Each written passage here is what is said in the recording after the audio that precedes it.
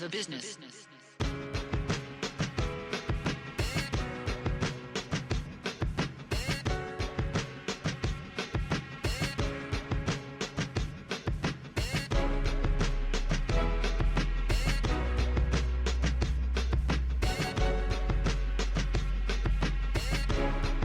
Welcome back to another episode, another installment of Day One Radio right here on ablradio.com. That's Art Beats and Lyrics Radio to be exact. Make sure you download the very free, the very accessible smartphone app for your iPhone and your Android devices. And also make sure you download the Day One Radio podcast available on iTunes now. Most importantly. And also make sure you visit the archives at day1radio.com as well. And when you go on iTunes, just search Day One Radio. Make sure you rate us. That's extremely important. Make sure you subscribe. Make sure you rate us. Help us get our numbers up. We know y'all been waiting on it, so we finally got through all the little technical issues and got it together. So what's good, though, brother? How you been? I'm good. In case you're a new listener, you know, these voices that you're hearing are Maurice Garland and my man Brandon Peters to my right. Yeah, for sure. Yeah, man, so everything been good, brother? You know, everything been good, man. You know, a lot going on in the news right now. I mean, obviously, I'm thinking right now, 20 to 30 years from now, kids are going to be looking at history books the same way that we used to look at our history books and social studies books. Like, God damn it, they were tripping back then, bro. What were they on? Yeah. It's real wild out here, man. It's you know, we were talking about on the air this whole the Black Lives Matter thing and how the I guess the ramifications from that from the mainstream society has been all lives matter, and we've even seen a couple of black folks jump on the All Lives Matter brigade. We seen what's old girl name that wrote all the man hating books back in the 90s? Terry McMillan. There you go. She hopped on there, and that's messed up that you can say man hating books. And that's the first name that popped in my head because. Like, damn. Yeah, I mean, she's done a lot of other stuff, but most people know her from the not so male friendly book. And I heard, what's my man's name? D.L. Hughley say it the other day. Damn, for real? On He this said interview. But I think D.L. Hughley was kind of trying to play into, because he was talking to this libertarian type dude. I think the name of the show is Louder with Crowder or something like that. Okay. But he wasn't cooning. But he said, but whenever I hear people, to go to All Lives Matter, I think one of the best analogies I heard from that was screaming All Lives Matter is like going into a cancer ward and telling people on chemo that people die from other things too. Like, it's like, come on, man. Yeah, like Cameron and Paid in Full. Like, niggas to get shot every day, B. Yeah, exactly. Exactly. It's a little insensitive. It's a little ignorant. And I don't think a lot of people understand that it comes directly from police killing black. I think people just think it's an in general type thing. Right, and it's like, it's crazy that people can be that aloof, because, like Stephen A. Smith. Like Stephen A. Smith, but even like with our current, the presidential race is shaping up right now. And then on the Democratic side, you got Bernie Sanders and Hillary Clinton both, getting caught with their pants down, as they say, at rallies, because, a lot of people bust up in their rallies, they shout Black Lives Matter, Black Lives Matter. And the first thing that comes in their mind is saying, no, all lives matter. And it's like, damn, are you that aloof to the point where you don't even know what these folks are actually screaming about? You know what I'm saying? And then they come back a week later. Okay, well, me and my team have done some research. Yes, we have decided this. Black lives do matter. We get it now. Survey says. You know what I'm saying? It's like, are you that aloof to the needs and the wants and the, the cries of this community that, when people come in the room shouting that, you're really just thinking, oh, no. This isn't rooted in something. Y'all just mad about whatever. All lives matter. I think that's just the politics of it, bro. Like, it's that people don't fully understand what's going on one hand, but on the other hand, it's also a situation where you have politicians try to please everyone, especially when they're trying to raise money before the primaries. Now, it's going to be real interesting with Bernie Sanders because I know he done already pissed off a plethora of white folks with the things that he's been saying. Because Bernie Sanders done pretty much kept it 100 on a lot of topics dealing with black and brown people. So I don't know how middle America is going to react to that when it comes to cutting them checks. You know, and speaking of the whole All Lives Matter, quote unquote, movement, you know, a lot of this was, of course, like this hashtag, this phrase has been around, you know, just about as long as Black Lives Matter. But, you know, it came up again this week in particular because of Zachary Hammond, a 19-year-old white man, you know, who was killed by the police, reportedly shot in the back over, you know, some weed. You know, that's the story. And, you know, a lot of the, you know, Black Lives Matter ralliers that are, you know, prominent on social media, you know, now I'll give them this. They don't only talk about when the police kill black folks. You know, they bring up when police kill anybody, you know, but, you know, the thing that happened this week was a lot of them was like, so white boy get killed by the cops. Where are you All Lives Matter at folks now? I mean, where you at? Like, this is your time to shine. Like, this is the example that you have been waiting for. You know, like, where are you at now? It's new. You know, nah, but it's not only that, you know, black people, Native Americans get murdered at a disproportionately higher rate than white people by police. It's that when a white person is killed by a police officer or even assaulted by a police officer, somebody going to jail. It's gonna be a problem, and the funny thing is, it ain't even it's about color to a large extent, but it's really about class. At the end of the day, if you're poor, you can't afford a lawyer. Oh yeah, I mean, it's a know, problem. Like, I've heard people, you know, make the argument that, you know, like if you poor, like you are damn near black by default. Like you in the same box. You might as well check the same box on the job application, the loan application, whatever you doing. Like if you poor, you white, you might as well check black. Like I don't necessarily agree with that. Yeah, but, I don't agree with it either. But you ain't on the same level as a white person of means at all. You can pretend to be until you get there, but not at all.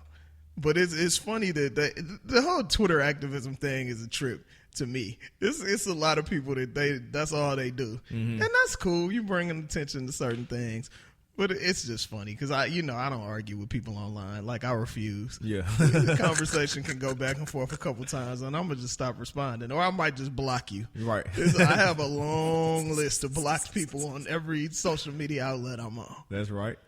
It is what it is, man. I can't even call it, but you know, I'm curious to know what the people think. Make sure y'all hit us on our social media on Day One Radio and let us know what y'all think about everything with the Black Lives Matter. Yeah, I really want to know who owns this thing. Because like I know from what I've been able to find myself, because you know there's always, you know, as you know, our favorite rapper of the moment, Meek Mill, says, there's levels to this shit. So it's like, you know, when you do research on some of these organizations, you know, of course they got their storefront, then more than likely they probably wrote their own Wikipedia page, you know what I'm saying? So like, exactly. So like there's always something under that layer, but it's like, you know, from, you know, what I've been able to find so far with information that I trust is that, you know, 4 sisters started Black Lives Matter. Now I've heard rumblings that there's some rich ass white dude behind the whole thing who doesn't have a name yet, but it's kind of like the whole when I guess it's over a year ago when we were talking about the street harassment thing, and we go back and see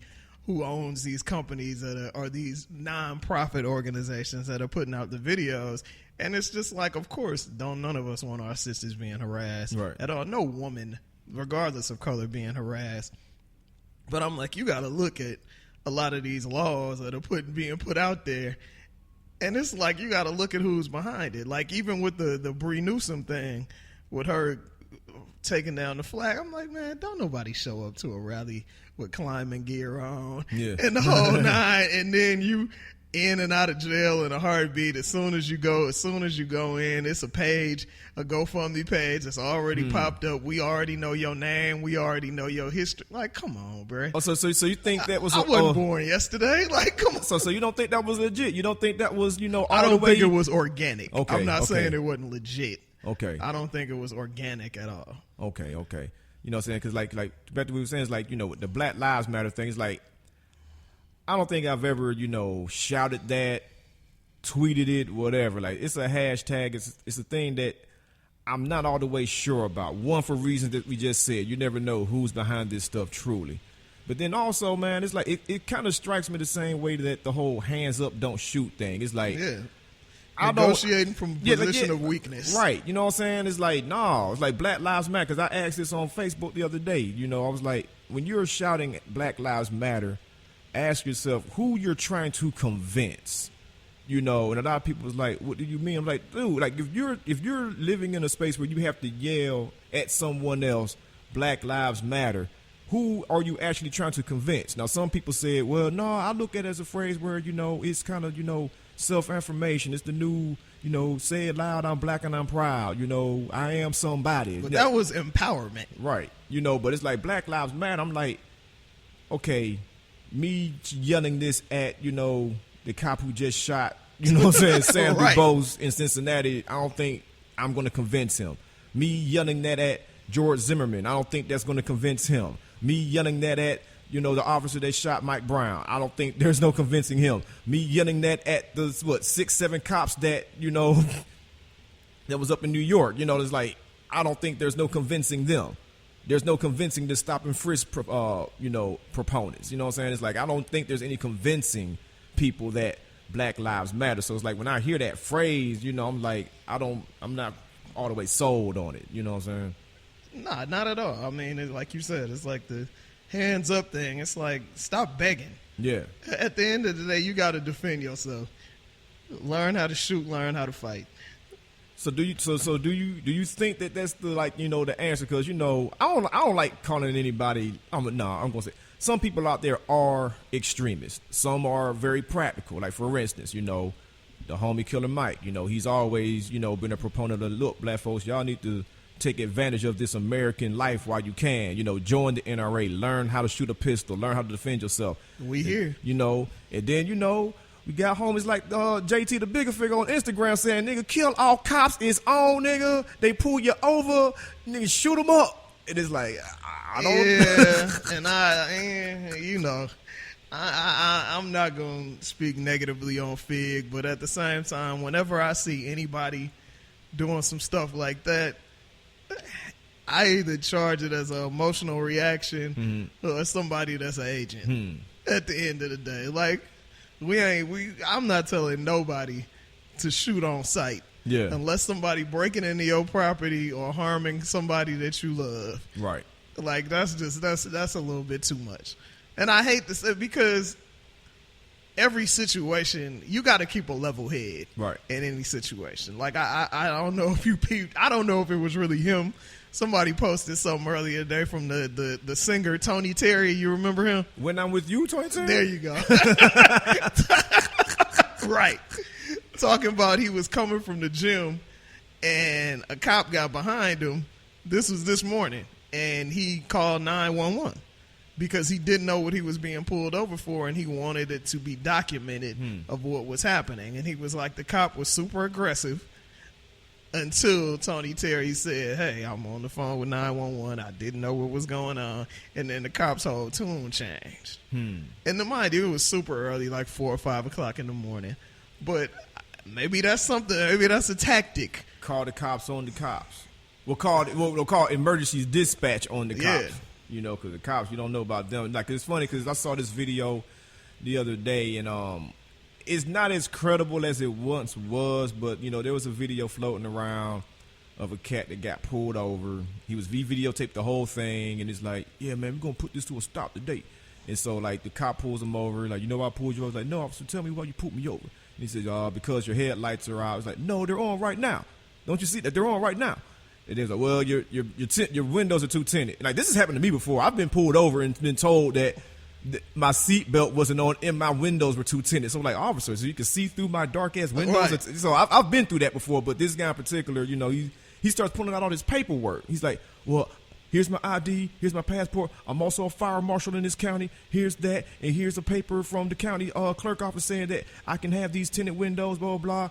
And, you know, the officer's like, let me see it, blah, blah, blah. And they going back and forth. But then, you know, it comes out, you know, weeks later. I think it happened in Philly. And, you know, they tracked the guy down. Like, so you're the courageous guy that stood up to the police and blah, blah, blah. So you're a fire marshal. We looked you up. We didn't find you. Like, so where'd you get this paper from? It's like, hey, look, we're not getting into that today. You're not going to discredit me on this show. I'm here to talk about, you know, aggressive policing. Well, I mean, we're just trying to get down to where you got this paper from and this fire marshal badge that you flashed. So it's like, we don't need cats out here lying either, though. You know what I'm saying? Hey, man, any way you can get out of it, I guess, right? But that also goes to show you just how uninformed and untrained some of these police officers are. You know what I'm saying? I mean, on one side of the spectrum, you got them so untrained to the point where they feel that, you know, pulling out pistols is the way to solve everything.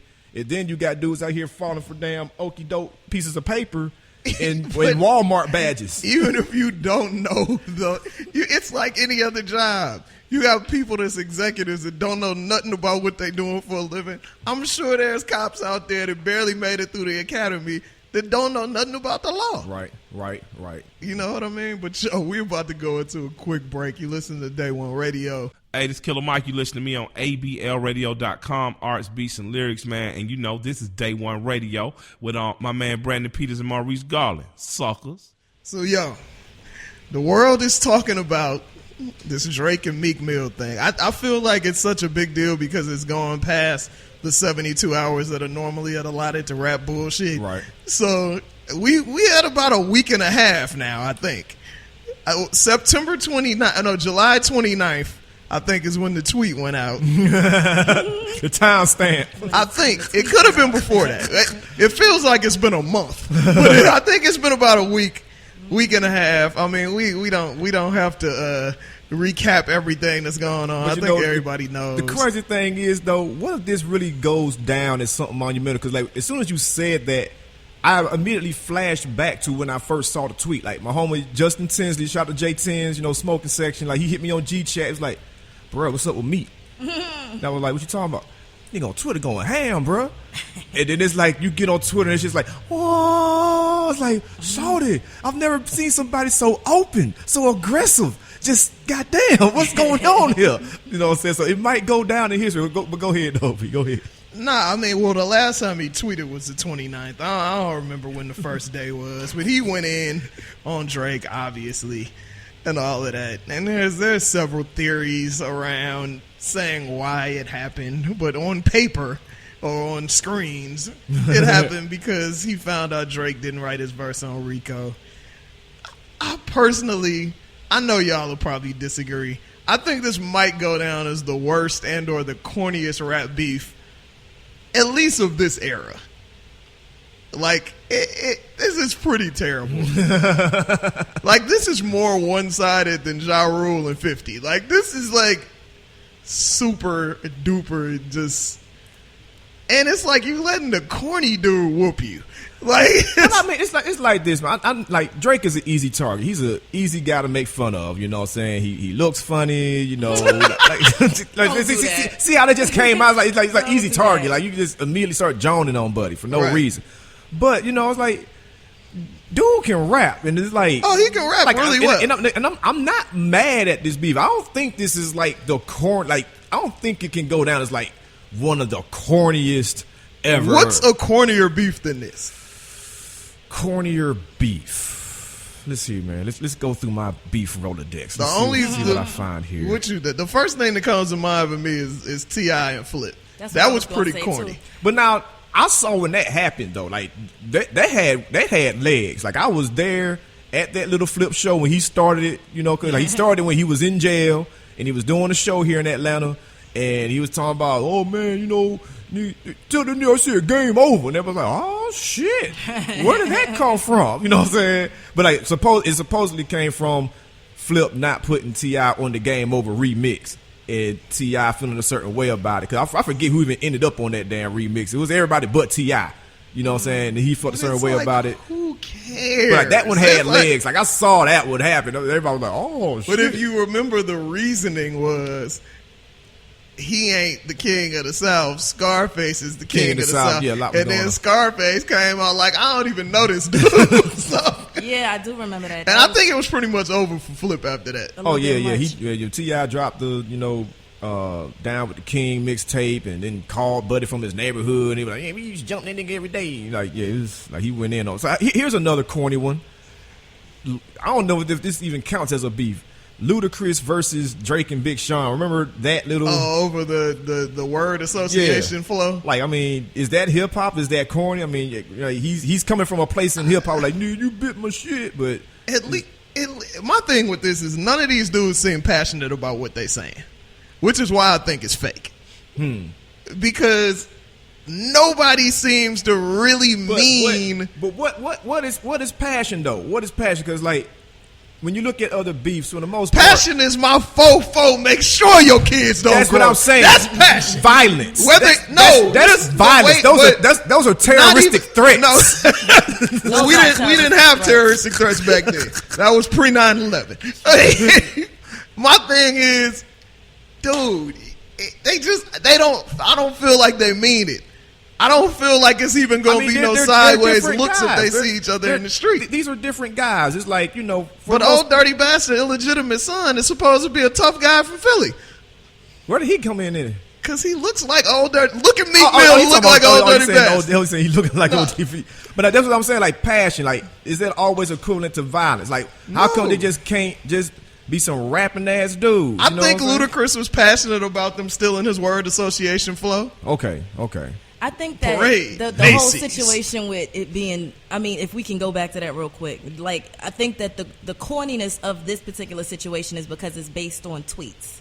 He was mad that he ain't tweet his album out. And Meek has said stuff about this before with Wale not tweeting his album out. It's like, you can't be hard. He seems to be very sensitive. Yeah, you can't be hard on a record. That's your boy, though. I know, I love him, but this is not the way. I mean, the hardest guys in the world are usually the most sensitive. That's why they are so damn hard. That's why they're always fighting some damn violence. There's a difference between emotional and sensitive. Right. You can be emotional when somebody pushes to that point, but sensitive means everything pushes you to that point. It's very odd because it did come out of nowhere. I think he was talking about something else that night, and then the tweet came out Taylor Swift. Almost as an afterthought. It was the Taylor Swift, Nicki Minaj thing.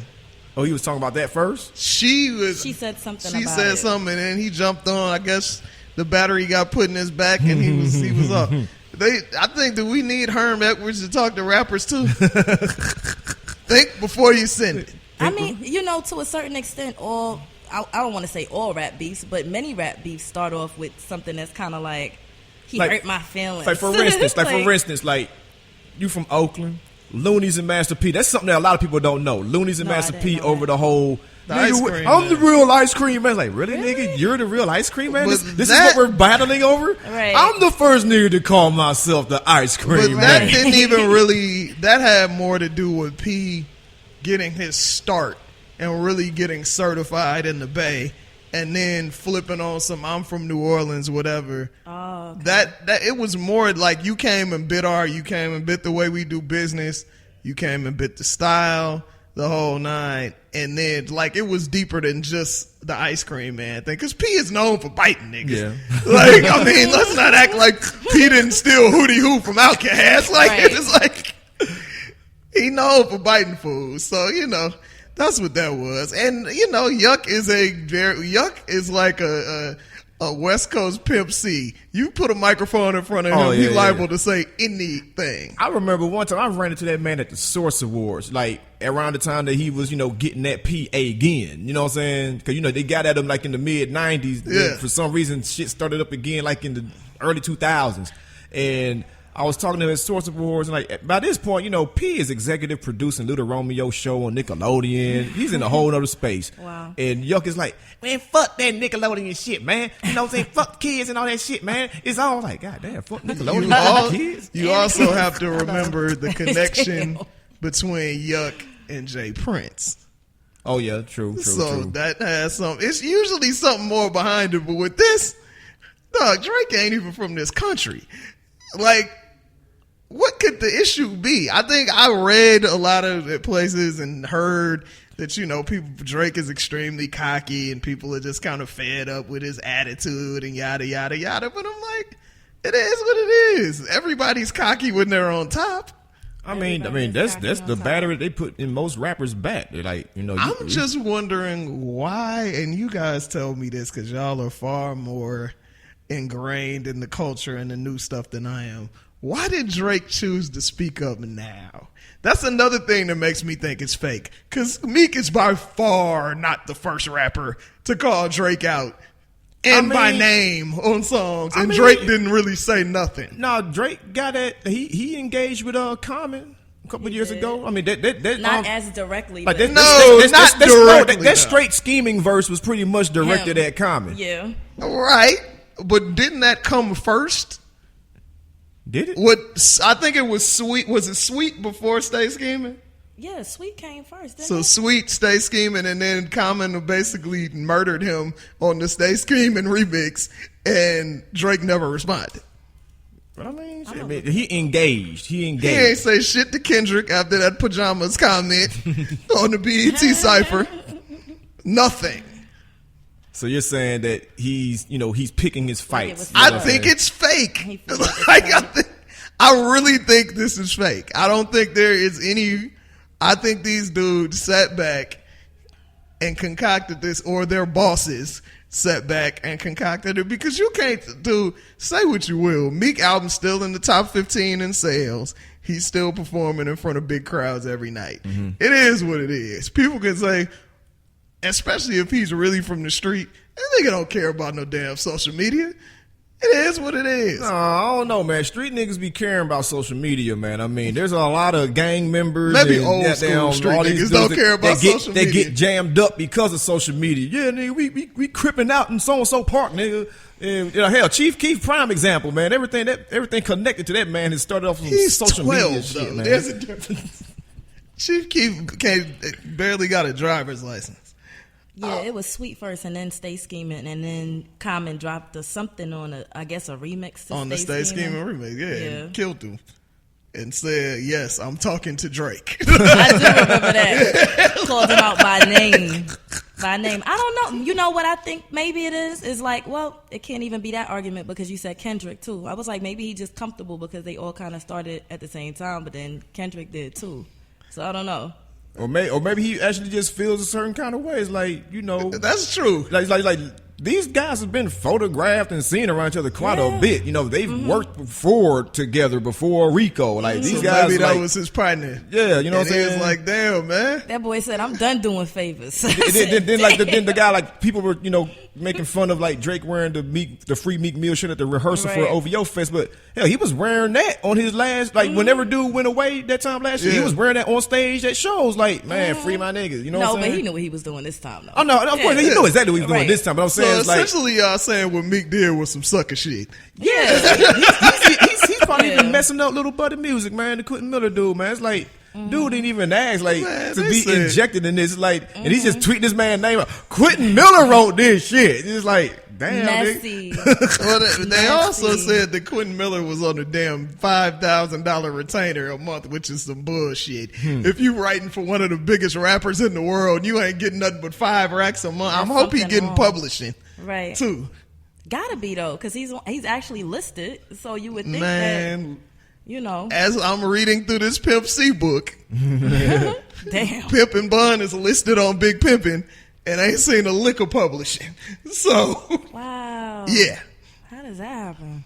Because niggas is stupid, signing things away. That's crazy. Don't know. I won't say stupid, ignorant. They don't know no ignorant, better. like, you know what I'm saying. Everybody doesn't have a law degree. Everybody ain't, you know what I'm saying, reading like they're supposed to. Nah, that's real. But so I still think it's the corniest beef, and maybe just because it involves Drake. I think you think it's corny because we live in a social media age. Like, a lot of stuff is going hell. Do you think what Ghostface did was corny? As entertaining as it was, do you think that was corny? Like, he didn't go to a studio. I don't think that was real either. He was in a hotel room, set up a camera. Was the camera on a tripod, or was somebody in there actually filming him? It might have been on a selfie stick. I don't know. I know, really. Could have been. Like, is that corny? Is that corny? I don't think that was real either, because this is the dude who had his face covered with a stocking cap because he was on the run at the time. Why in the hell would he threaten somebody on video and then post it? And I know he's known to, do other substances, so maybe it was fueled by that.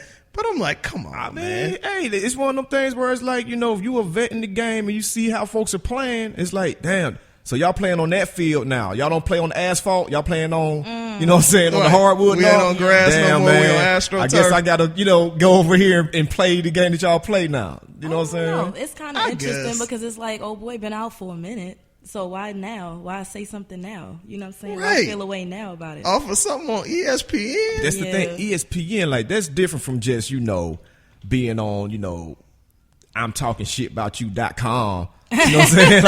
like this is like ESPN on Sports Nation. Like, their second highest rated show, I believe, behind Sports Center. I don't know. You know what I'm saying? Or it's up there with the First Takes and all that. Okay. Like, a lot of people watch that show. So it's like, hold up, bruh. You're going to go on a non-hip-hop station, which means that people that don't even listen to rap music are going to know that you're talking about me.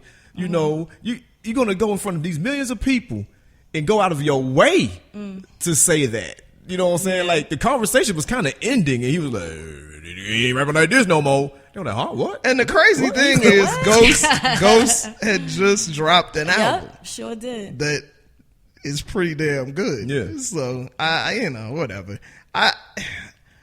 Personally, man, I just miss the days when cats would come to your show and run up on you. Violence. And that's, right. No, it ain't gotta be violence. The violence. No, dude, first and foremost, we're men. Like, at the end of the day, most men feel like if you get out of pocket, I need to talk to you man to man. I don't need to talk to you through Twitter. I don't need to talk to you through none of that. Like, I think a perfect example of that, and this is a younger dude and an older dude, and this got diffused quickly, is when Bad Luck and Warren G had their issues, and Bad Luck said something crazy on Twitter, and Warren G was like, Brett, don't get it confused. You got my number. I don't do this internet beef. If it's a problem, get at me. Yeah. And that's how it should be. I'm not mad at beefing on wax, though. I'm not mad at the back and forth on wax. I Me think the back either. and forth on wax is healthy. I want the songs. I don't want the tweets. No tweets, though. I don't want you posting stuff on Instagram. I know. And Meek is actually old enough to know better. That's what be annoying me about that, because it's like you leave that to the kids. Like, you know what I'm saying? The real millennials. Right. Like, he's and like then the young. whole...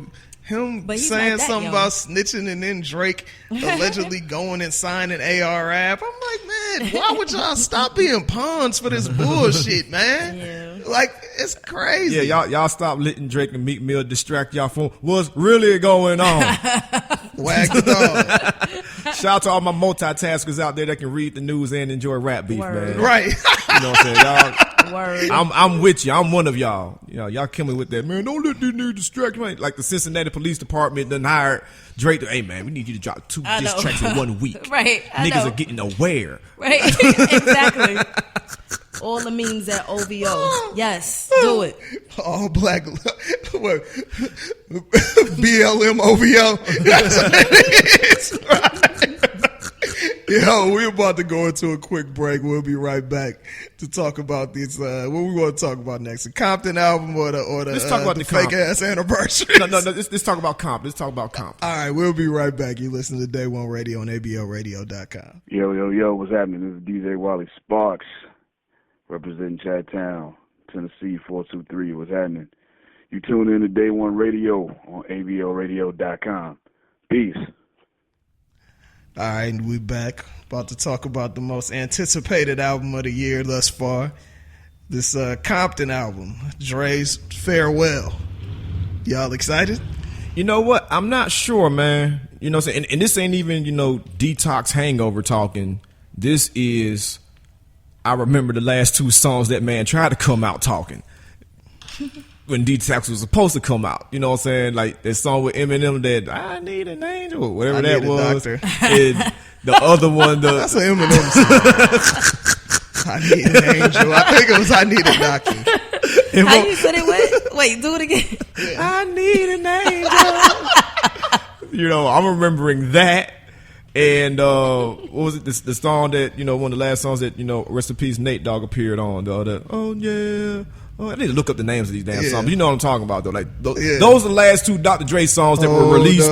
Wait a minute, let me put some Kush up in it. Yeah, Kush. That was the name of the song, Kush. So I'm remembering those two songs. The last two songs that the illustrious, great Dr. Dre offered into the marketplace.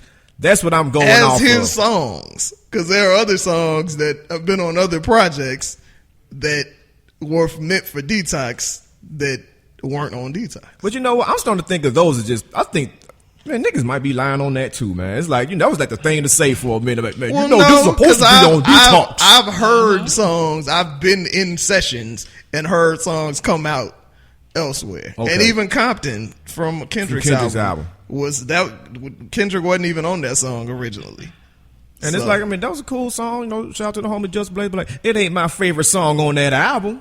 Yeah, but you also have to think of Dre makes albums. He makes albums where this song is doper because it fits here or it fits there. You know what I'm saying? So I'm excited, obviously. And I think the world is excited because this joint has been #1 on iTunes since it was announced. And that shit is $14 for a digital download, which is insane, if you ask me. But when exactly was it announced? Because I only heard about it like a few days ago. It was announced a few Saturday days ago, right? On his show. I was like, am I late? Or is it like... it came out of nowhere.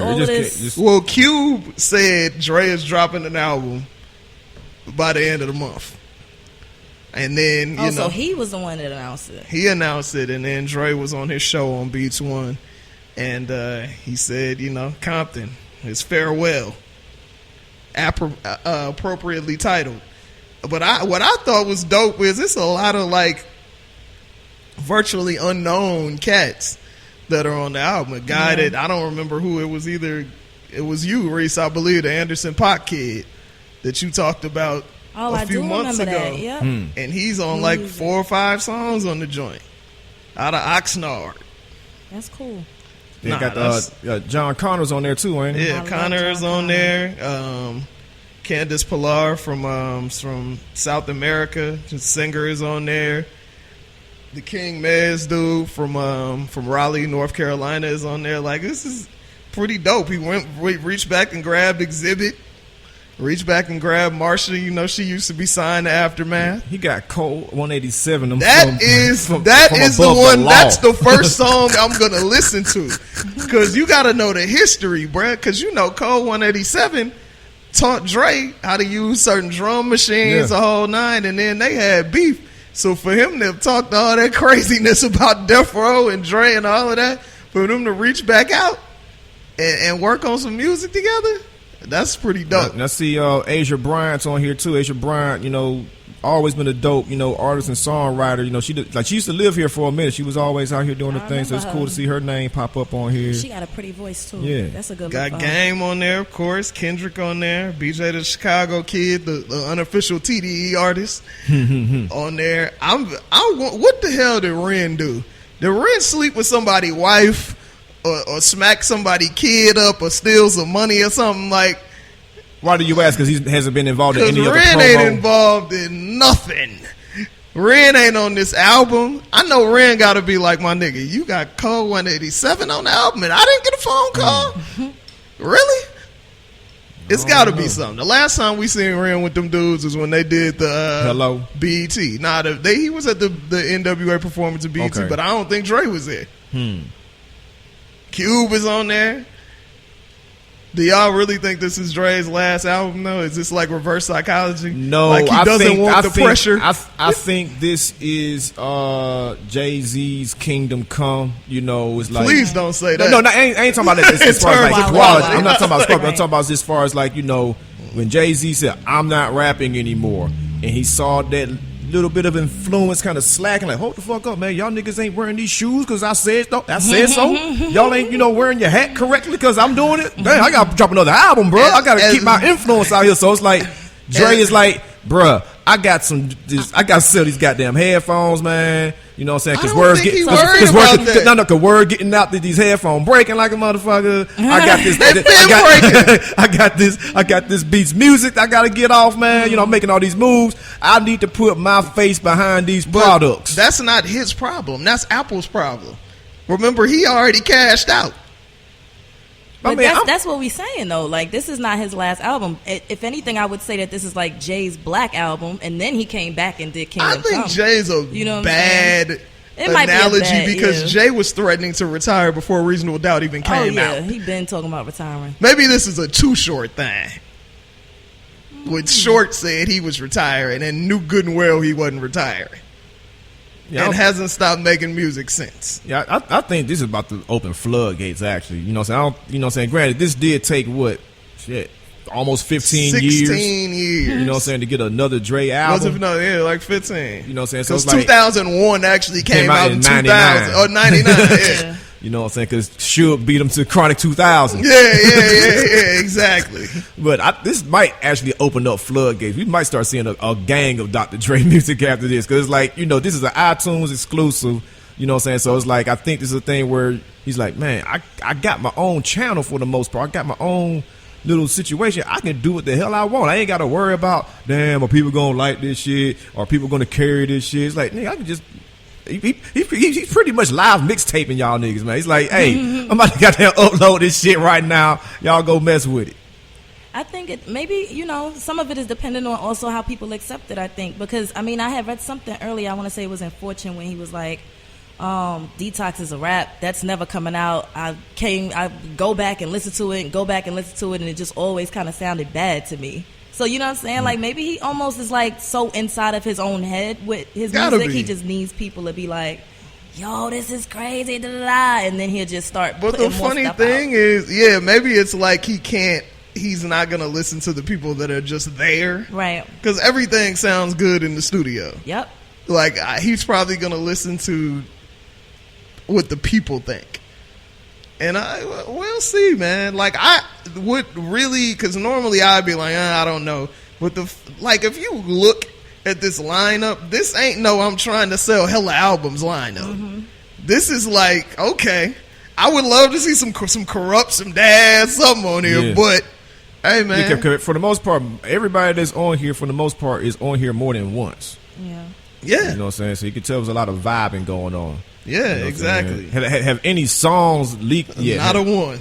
It's like, you know, I'm looking at it, it's like, damn, is Dre rapping on here? You know what I'm saying? His name is listed. I hope he ain't. His name is listed on 14 of the 16 songs as the primary artist. Okay. You know, but like, I'm like, damn, featuring. Like, maybe he's just providing the soundtrack for these folks. Hey, man, I want to know who produced what. I want to know everything. And they're going to stream the album, of course, on Beats One at 9 p.m. Eastern Time today. But, you know, that's only 3 hours before the album is for sale. Yeah. It's like, okay. You know, whatever. If it's sounding like that, I might just, you know, get up and ride around, man. Listen to that thing. Because you got to, in Dre albums, you can remember The Chronic meant something, 2001 meant something, Doggy Style meant something. What about that Aftermath album? Folks forget about that one. Did that mean something? That was what was that? That was like a snippet tape. I don't know nothing off that album other than Been There, Done That. Yeah. They had that one beat on there. They wound up on Razzcast. Yeah. Those are only 2 memories I have of that album. But I mean, if you think about it, even the one I do, Keep Your Heads Ringing, banging song. Like that's true. Dre always comes with it. The dude's wins multiply 1,000,000 times past his losses. Right. That nigga got Truth Hurts a hit. No disrespect to Truth Hurts. Golly, you going in today? Has she made another album that we heard? Oh yeah.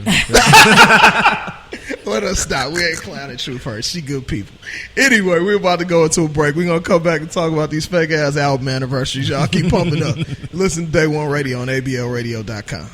Yo, this is Ray Murray from Organized Noise. You're listening to Day One Radio on ABLradio.com. And you're back on Day One Radio. Shout out to Wally Sparks in the building. Nadine, Brandon, it's the year 2015. I don't know if you guys have noticed yet, but there have been a lot of anniversaries being celebrated in hip-hop this year, really for the last 2 to 3 years, because, you know, a lot of stuff happened, you know, 10 and 20 years ago, but this year in particular, quite, you know, shameless plug, I wrote a piece for Respect Magazine, 20th anniversary of Patchwork Studios, which is meaningful, you know what I'm saying? Yeah. A lot of hit records came out of that studio. But, you know, we've seen Young Jeezy celebrate the 10-year anniversary of his first album. Can't say that I remember too many 10-year anniversaries like that. You know what I'm saying? Hell, he did a 5-year anniversary before it, too. He sure it's did. like, goddamn now, Jeezy. Shit. I know. You know what I'm saying? Sure did. You're going to make this a non-classic before it actually is. Like, shit. You know what I'm saying? But we're seeing a lot of anniversaries pop up this year. Shout out to the homie, you know, Raekwon, who was on the show earlier this year. 20 years of the Purple Tape. Yeah. You know, that's a legitimate one. The reason I'm bringing this up is because I was on Facebook last night, and a friend of mine, she posted up a link, and she was talking about, oh, shit, the 20th anniversary of that Adina Howard Do You Want to Ride album. I was like, what the fuck up, man? I was like, is this legitimate? Is this, you know, worthy of anniversary title, or is this something that just happens to be turning 20 years old? You know what I'm saying? Right. And then, you know, True First have more songs than Adina Howard. Are we back with True First? We back there? and then, you know, she proceeded to post a link to an Adina Howard documentary where they were saying, yes, she was a feminist black urban artist before Beyonce stood in front of a feminist sign. She owned her sexuality before Nicki Minaj. You know what I'm saying? Then they went into the whole, like, she was always the dominating person in her videos. It came out at the height of gangster rap, and she flipped all that bitch hoe shit on its head, and she took control of the sexual relationship in her songs and her videos. I was like, okay, I get it, but damn, I can't admit to that being the thing where it's like, oh shit, man, what time is it? What day is it? 20-year anniversary of Adina Howard coming up, shawty. I mean, she got people out here though, clearly, like your homegirl said. Like, you know what I mean? I don't know. I mean, I remember at the time when she came out, she was a big deal though. Like, she was kind of a big deal when she came out. She had a nice little publicist, I'm guessing, because she had a couple blurbs. She was on shows doing little interviews or whatever, but she wasn't like that album doesn't have replay value today. Right. You know what I'm saying? I know. I think that's what defines a classic. The Freak Into the Day Into the Dawn, and I know T-Shirt and Panties, which came out like it was on the soundtrack 10 years later, right? Damn near, right? Because that's a jamming song. Yeah, but come on, bro. Dina Howard. Like that's what like you said, like Nadine, you said that's what constitutes anniversary appropriate material, like that has to be replay value. Yeah, like if you want to hear it, if you're gonna say, yo, this is anniversary of such and such, and you really would listen to the whole thing like front to back today, you know what I'm saying, 10 years 15 years later, then it's a classic. But yeah, that's pretty, I mean, because like, I have a feeling she didn't listen to it yesterday when she posted that. Or today. I have a feeling that she didn't listen to it when she posted that. Unless she was listening to it when she posted it, which, you know, by all means, go ahead. But it's like, seriously, like, there are certain albums that mean, like, Purple Tape means something. Right. Like, that album still sounds good today. You know what I'm saying? Right. Like, Mobb Deep Infamous means something. Still sounds good today. Dude, no disrespect at all to them, but I don't want to go to a show where the Roots do You Want More and that's all they do. I'm cool. I like that. Like, hey, I might hit that show up, man. Like, granted, I don't want to see them do that in its entirety at One That's Music what I'm Fest. You know, saying. shout out to the homie Jay Carter, One Music Fest. Y'all get y'all tickets. You know what I'm saying? But I don't know if I want to see that. Yeah, but I wouldn't mind like hearing, you know, them do that. You know what I'm saying? It might actually be all right. Like, are we gonna say Onyx second album 20 years? No. Celebrate anniversary? No. Nah. I mean, I love Coolio is a real one, and it was a huge song. But we really gonna be like Coolio Gangsta's Paradise 20 years ago. All right. Oh, I didn't know. Yeah, Dog Food did come out Dog food, yeah. I remember that was a jamming ass album. That album I was so remember that hard. one. Hell yeah. I got that taken. I'm I was very at school surprised with that nobody made a big deal out of Goody Mob Soul Food. And you know what, man? I guess because CeeLo is on ice right now. No, but I think that might be one reason. But I actually talked to Gip today. Now, cause it had been on my mind for a minute. It's like, man, why ain't there any buzz about this? But I think what they're doing is like, there's a organized noise documentary that's dropping. And I think that they're dropping it on, the day that they're going to be celebrating soul food. Oh, okay. And they're going to tie it in somehow. But like there should be more rumblings about that. Yeah. You know what I'm saying? Mm-hmm. Let's see what else is out there, man. We want an anniversary for that Bushwick Bill, Phantom of the Rapper. No, we sir. want that the first Bushwick first solo album. No, sir. Coming off of that Ghetto Boys run, we ain't getting in with that. But hey, East Oakland in the house, man. I mean, do you want to see a Looney's 20th anniversary celebrating Operation Stackola in Oakland? Maybe not like making it a big deal. It was a jamming album, but I mean, come on, man. It was a moment in time. Like other than 5 on it, you don't hear any songs. I think their second album is way better than their first album. That second album was hard as hell. It was. Let's see here. Brooklyn in the house. Smith and Wesson The Shining. You waiting on that? You waiting on that 20th anniversary show celebration for The Shining? I actually know people that are waiting on that though, but I'm not. So I'm not particularly waiting on it, but they are. So I'm going to be respectful of those guys and say, hey, keep your backpacks on, your JanSports locked up. You know, hilarious. And your left pant leg rolled up. Your left pant leg rolled up. In the summertime. Oakland, back on you. I mean, 2 Short Cocktails. No, it's not a classic short album. Now, if he did an anniversary of Life Is or Get In Where You Fit In or something, the classic short albums, but come on, man. Everything don't deserve an anniversary, man. It's not necessary. People really be with the overkill on these anniversaries. Like Friday, great. That was a wonderful movie, classic movie. Something needs to be revered as a classic. It can't just be a classic because it's old. So no New Jersey Drive. I actually do. The soundtrack was good though. The soundtrack was better than the movie. The soundtrack was way better than the movie. That was the thing back then. Yeah. The soundtrack better than the movie, bro. I know. The reason that people really be celebrating these anniversaries is because they have such access to the information now. Like if it wasn't for the internet being the way it is and as far reaching as it is, people wouldn't you know what I mean? They wouldn't even remember. And I think a lot of that goes to that Tumblr site.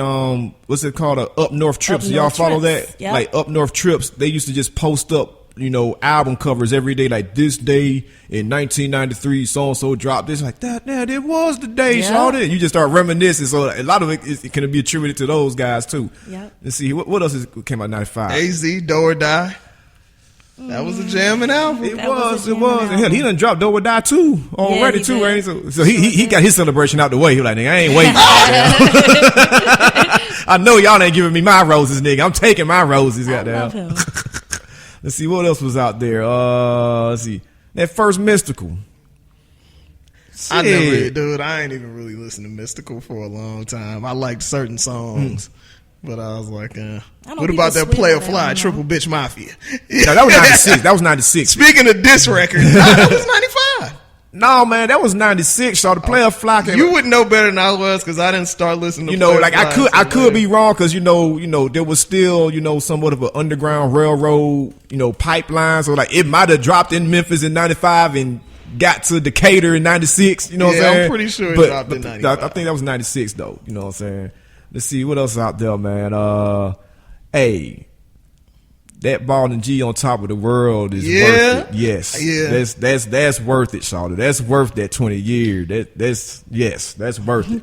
Let's see here. That Far Side album, man. Lab Cabin, California. I mean, it would be if they could do shows together, but when you got 2 dudes that don't travel with them. And you know what? That's funny too, because for all these Dilla heads out here, that's one album I don't never hear get brought up. Like all these Jay Dilla changed my life. Like they never from the West Coast, and it was actually Dilla beats that are good, right? Oh damn, and accessible. No, I take that back because a lot of his beats is jam, and people just don't record to him right. Right. These are actually Dilla songs that were produced that are good songs, not just banging beats with gibberish over the top of them. Oh, is that a shot fired? At who? That's like a No, it's a lot of BS songs out there that people like just because Dilla produced them. Let's so see here. Slum Village catalog is just on some. Come on, man. We know that there's one dude in Slum Village that can rap. Stop, man. Oh my God. Yo, I'm not co-signing any of this. And I'm assuming, DJ JC, I am not knowing co-signing Brandon, any I'm of this. assuming that you're talking about the guy that joined the group later. You talking about Elzai? Exactly. Damn. Exactly. Let's see here. Who else came out in '95? Let's see here. Junior Mafia, no. Mac 10, saw that first Mac 10 for life. Come on. And I like Mac 10. Jizza, Liquid Swords. Hey, man, that's a great album, dude. That is a really good album, but it gets a lot. I think so many BS anniversaries get put out there that the ones that really deserve it. I think if Jizza came out and decided to celebrate that, it'll surprise folks. Like, what? You know what, Shawty? Yeah, I'm going to that show. Yeah. Thanks for reminding me, Jizza. Hell yeah, I forgot about that It'll one. be one of those. It was a big deal when it came out. Hell It was yeah. huge. Grand Poopa 2000. No. What?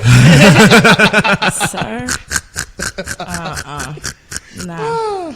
Hey, man, that Bone, that East 99. Now, I was never a big Bone fan, but You gotta respect it. And then that's the one that that Crossroads ended up on on the re-release too.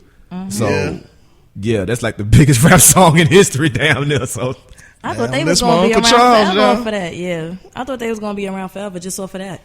But they still are. Yeah, they still are. Awesome. They still around. So in the same capacity. That's the Trump card. They can still get them some money out of a record label. Like nigga, we made Crossroads.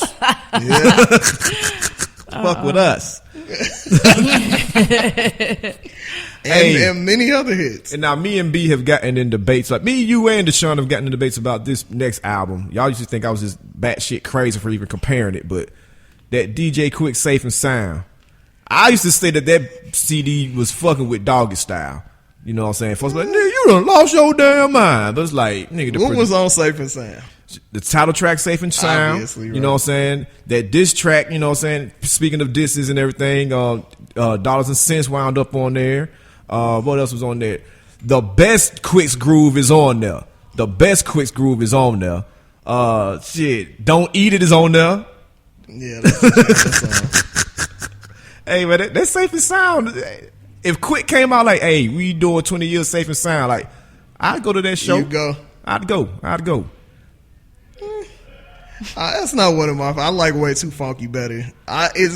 It's Born and Raised, Rhythmalism, and Way Too Funky. I didn't like Rhythmalism like that. I was lit down, man. Like, Rhythmalism was jamming. I think because I was mad because I spent my last dollar on it. Like that was like my freshman year in college. Money was scarce, and I was like, I'm gonna buy this DJ Quick out with my last $10.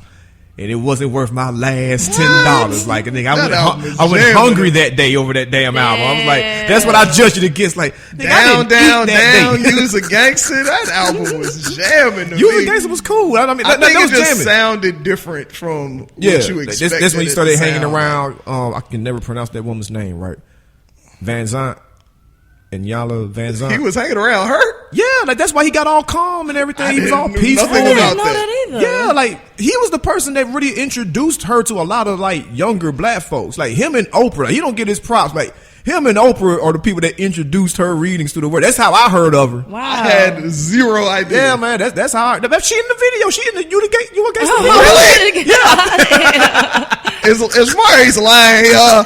Because I don't know how in the world I don't know this. Right. I'm gonna have to go back and look at it. DJ Quick and Oprah introduced Yala Van Zant's readings to the world. Wow. There's a lot going Matter of fact, on. I remember I interviewed her one time, and she was like, "Yeah, Quick did a lot for me. You know, he introduced me my stuff to a lot of young folks, and this, that, and the other. Folks didn't know what I was doing." Wow.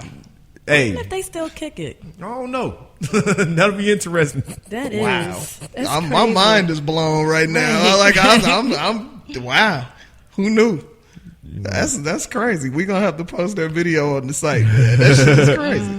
But yeah, y'all hit us up out there in these tweets and everything. Like, what do y'all think are some things that are worthy of the 20-year anniversary distinction. Of course, the artists, they can, do what they want, but like, what would you actually buy a ticket to go see if that artist said, we are celebrating the 20-year anniversary of this album? Y'all let us know. I tell you what I'd buy a ticket to go see, even though Pac ain't alive no more, would be the In a Major Way 20th anniversary show. Yes, Alden. Yeah. For sure, most definitely. And yeah, the Me Against the World, obviously. I mean, that that's goes like, without saying. Your Pac is damn near beyond debate and discussion now. Exactly. Exactly. But so, we appreciate y'all listening, man. Make sure, like I said, you go on iTunes, subscribe to Day One Radio, rate us, spread the word, all that good stuff, and we'll see you next week.